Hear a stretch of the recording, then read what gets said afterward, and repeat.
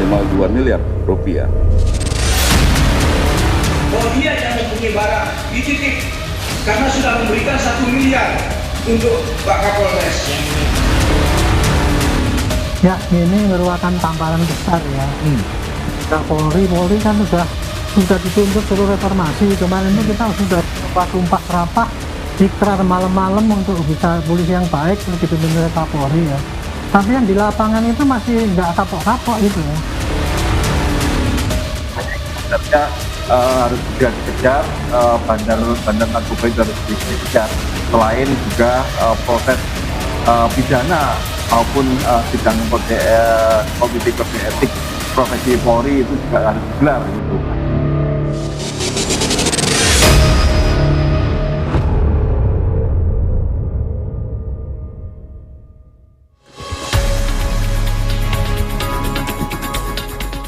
Barreskrim Polri telah menetapkan mantan Kapolres Bima Kota AKBP Didik Putra Kuncoro sebagai tersangka dugaan penyalahgunaan dan peredaran narkoba. Polisi menyatakan telah menyita sejumlah barang bukti narkoba dari rumah pribadi AKBP Didik. AKBP Didik dijerat dengan pasal pidana dan psikotropika dengan ancaman hukuman penjara seumur hidup atau maksimal 20 tahun dan denda hingga 2 miliar rupiah. Barreskrim Polri melakukan penggeledahan di rumah pribadi milik AKBP DPK di daerah Tangerang dan menemukan barang bukti berupa narkotika jenis sabu sebanyak 7 plastik, klip dengan berat total 16,3 gram. Narkotika jenis ekstasi sebanyak 50 butir, pil aprosolam sebanyak 19 butir, pil Happy Vibes sebanyak 2 butir, dan terakhir ketamin sebanyak 5 gram. Khusus terhadap AKBP DPK telah ditetapkan sebagai tersangka. Adapun ancaman pidana penjara seumur hidup atau pidana penjara paling lama 20 tahun dan atau pidana denda paling banyak kategori 6 senilai maksimal 2 miliar rupiah dan pidana penjara paling lama 5 tahun dan atau pidana denda paling banyak kategori 4 sebesar 200 juta rupiah.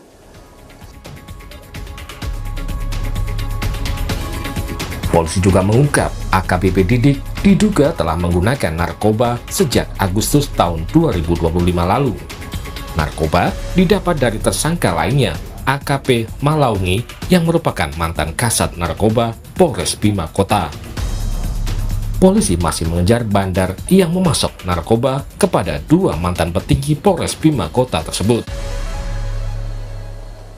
Baik, itu masuk juga dalam proses pendalaman. Dari hasil pemeriksaan sejauh ini diduga itu sejak bulan Agustus tahun lalu. Ya.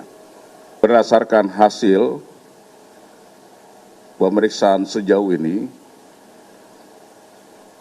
barang bukti yang ada di AKBP DPK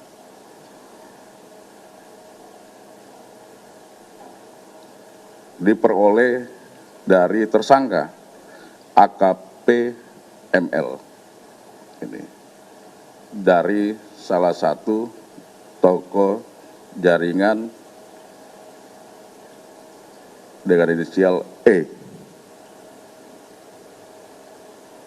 dan hal ini sedang didalami oleh kawan-kawan dari Ditreskoba Polda NTB bersama-sama dengan kawan-kawan dari Direktorat 4 Barreskrim Polri. AKP Malaungi juga dinyatakan positif menggunakan narkoba dan memiliki 486 gram narkotika jenis sabu saat ditangkap di rumah dinasnya.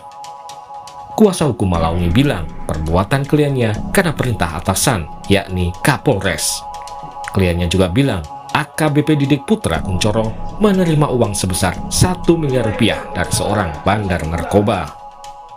Menjalankan perintah atasan murni karena dia ditekan, ya, karena dia diperintah melakukan tindak pidana tersebut. Dan konon barang yang ada atau yang ditemukan di dalam ruangan rumah dinas dari Kasat Narkoba tersebut adalah merupakan titipan bahwa dia yang mempunyai barang dititip karena sudah memberikan 1 miliar untuk Pak Kapolres.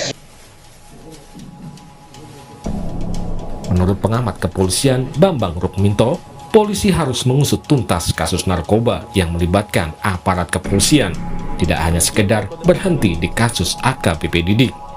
Polri juga harus melakukan evaluasi menyeluruh terhadap sistem di kepolisian.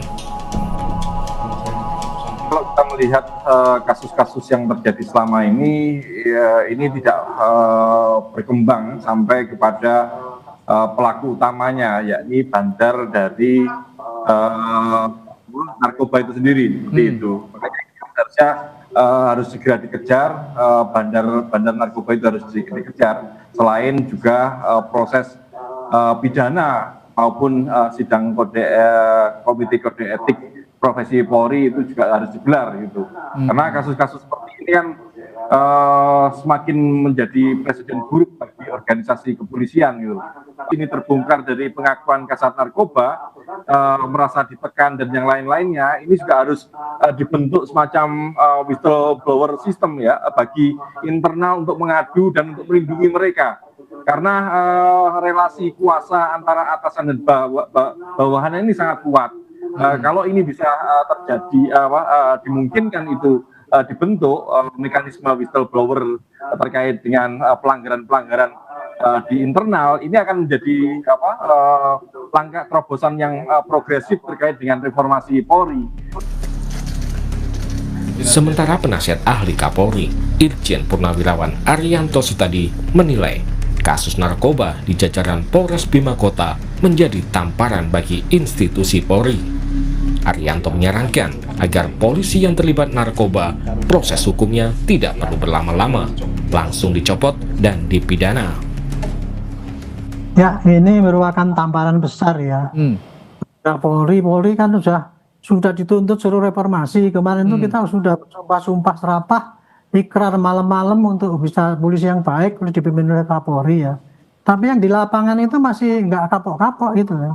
Dan saya yakin yang Kapolres ini yang ketemu aja. Masih banyak lagi oknum-oknum yang lain yang masih bermain dengan bandar narkoba itu. Saya yakin, karena saya dulu pernah di narkoba ya. Narkoba itu memang begitu ya, sangat iming-imingnya sangat besar sekali. Godaannya sangat tinggi ya, Pak Arianto ya? Sangat tinggi sekali, dan transaksinya itu uangnya kan miliaran kan gitu ya. Itu makanya itu sekarang job di narkoba itu jadi rebutan itu oleh polisi itu. Nah, makanya itu saya nyarankan ya ini mestinya ya, ini sudah jelas, sudah kita wanti-wanti saja, mereka mesti tidak kapok kan gitu kan.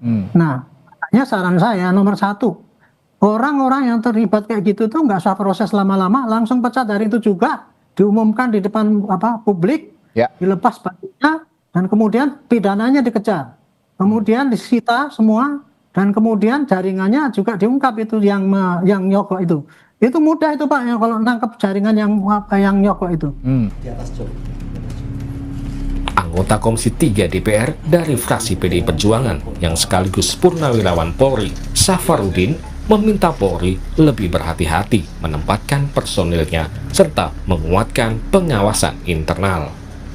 Orang-orang personil di Mabes Polri jangan sembarangan menempatkan orang. Pengawasan internal juga harus diperkuat. Tapi ini kan pengawasan ini belum berjalan sebagaimana mestinya gitu ya. Mantan Kapolres Bima Kota, AKBP Didik Putra Kuncoro, saat ini menjalani proses penempatan khusus atau patsus oleh Divisi Propam Polri. Sidang etik terhadap AKBP Didik akan digelar pada hari Kamis 19 Februari mendatang. Tim Liputan, Kompas TV.